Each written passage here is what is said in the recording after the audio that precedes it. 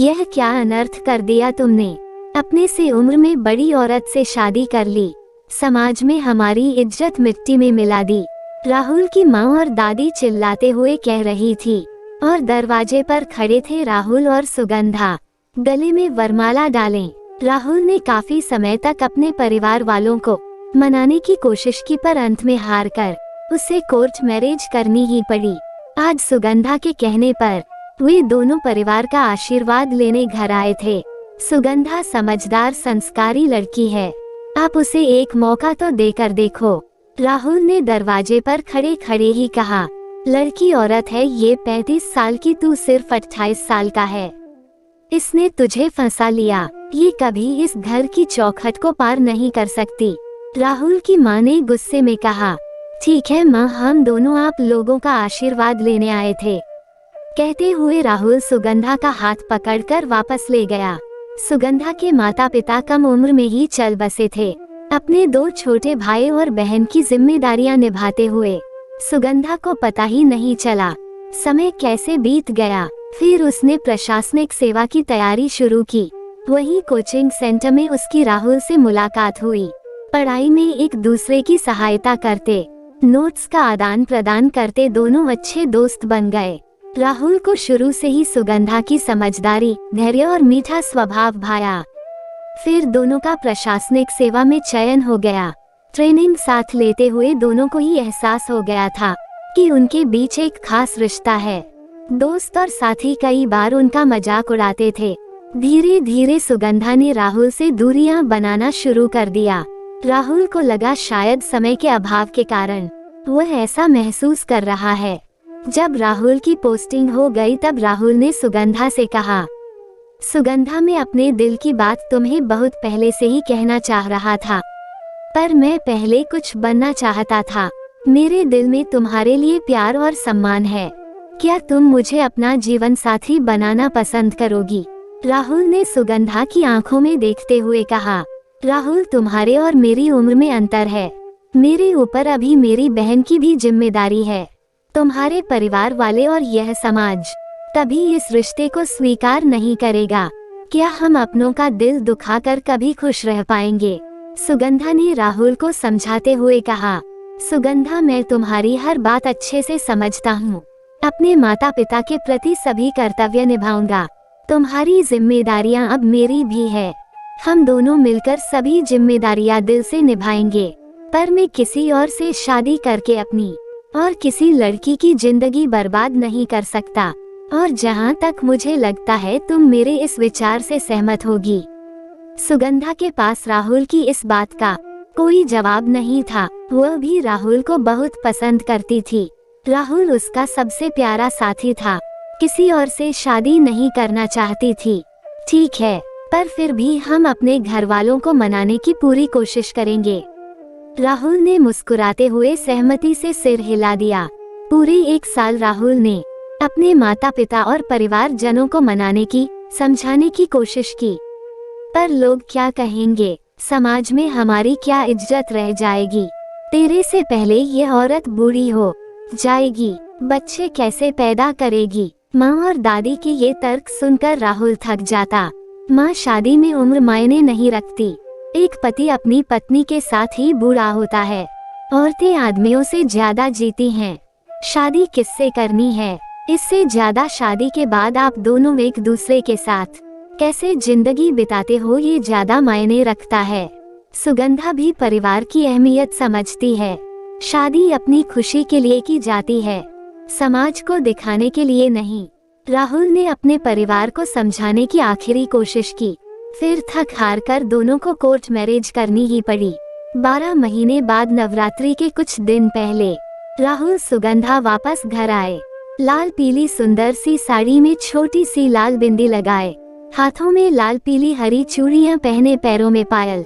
सुगंधा बिल्कुल एक नई नवेली दुल्हन लग रही थी। एक औरत जब दिल से खुश होती है, उसके दिल में प्यार और अपनापन होता है, तो उसके चेहरे पर एक अलग ही चमक और नूर होता है।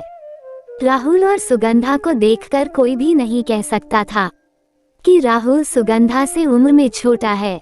मैंने कहा था यह औरत इस घर में कदम नहीं रखें।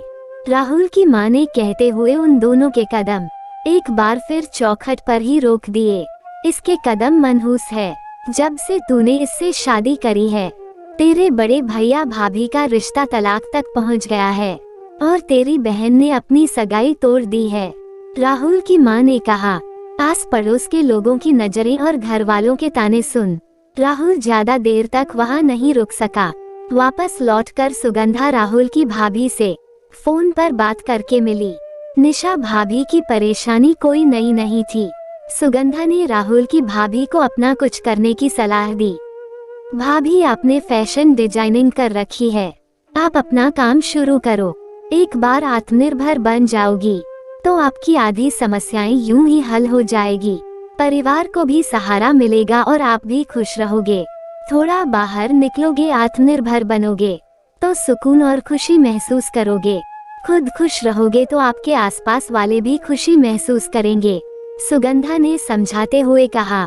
राहुल की भाभी निशा ने सुगंधा की मदद से कुछ ही समय में अपना बुटीक खोल लिया।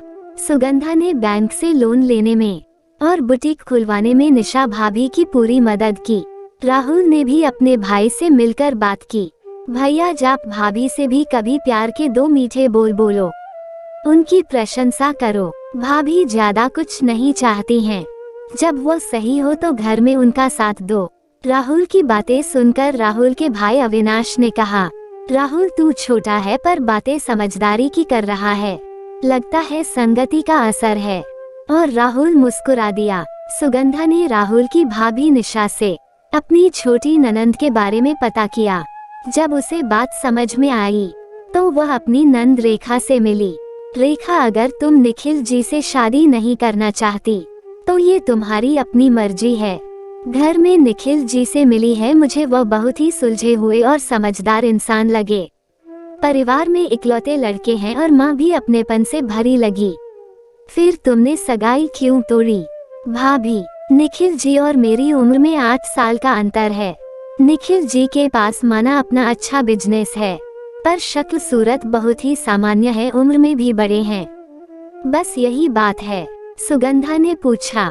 हाँ, मैंने मेरे सपनों के राजकुमार की कल्पना में निखिल जी कहीं फिट नहीं होते हैं, रेखा ने कहा। रेखा, मैं सिर्फ इतना जानती हूँ, किसी भी रिश्ते में उम्र कभी बाधा नहीं होती है। रिश्ते में चाहिए तो बस आपसी समझ, भरोसा और प्यार। तुम निखिल जी और अपने रिश्ते को एक दूसरे को समझने के लिए कुछ समय दो, उसके बाद सोच समझ कर फैसला करना। मैं भी तुम्हारे हर फैसले में तुम्हारे साथ रहूंगी, सुगंधा ने प्यार से रेखा को समझाते हुए कहा। दिवाली के एक दिन पहले सुगंधा के पास रेखा का फोन आया। भाभी, मैंने रिश्ते के लिए हाँ कर दी है।